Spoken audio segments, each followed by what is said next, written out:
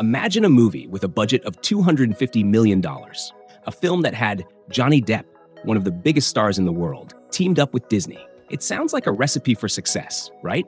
Well, that's what they thought too. But instead, The Lone Ranger galloped straight into disaster territory. How did a film with so much star power, money, and marketing end up as one of the biggest box office bombs of 2013? In this video, we'll dive deep into the story of The Lone Ranger, its highs, its lows, and ultimately, why it failed to hit its mark.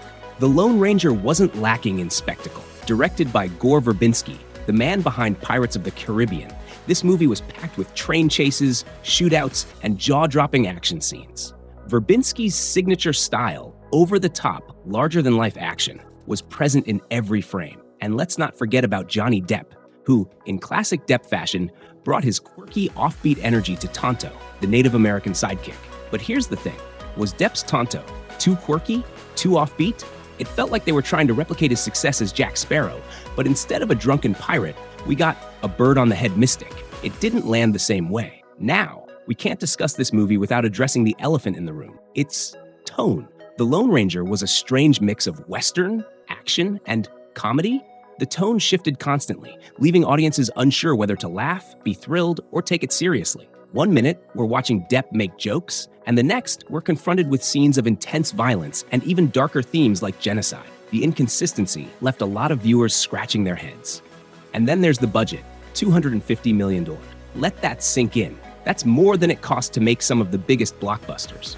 But while it spent money lavishly on big action set pieces, something crucial was missing: heart.